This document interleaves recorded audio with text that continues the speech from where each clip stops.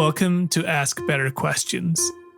Today's topic is to what extent, as in, to what extent are you excited about this video lesson?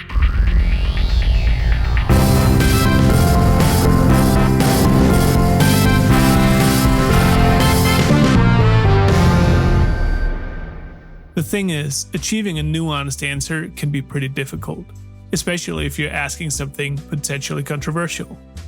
If you give your subject a chance to give a short, dismissive answer, that's often what you'll get. You may ask, are you satisfied with the result? Yeah, it was fine.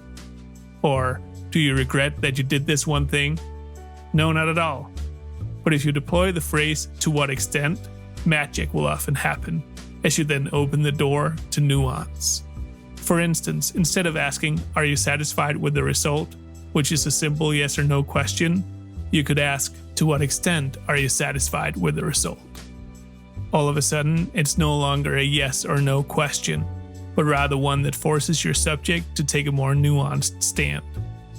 Of course, it's still entirely possible for your subject to simply say, it was fine, or not at all. But in most cases, you'll trigger a response that taps into the nuances of how they feel about a given thing. The reason is pretty simple. Most things aren't black and white. But when you ask yes or no questions, you invite people to answer in a black or white kind of way. Sometimes that's exactly what you want. But if you want to invite a more nuanced response, use the phrase, to what extent.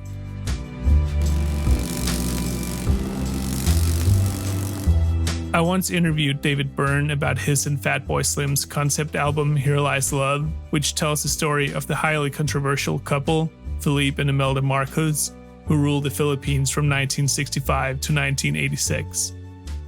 I was curious what Byrne's feelings towards the Marcoses were. Of course, I didn't expect Byrne to be truly sympathetic towards them, so if I'd simply asked if that was the case, he would quite likely have given me a simple, no, of course not.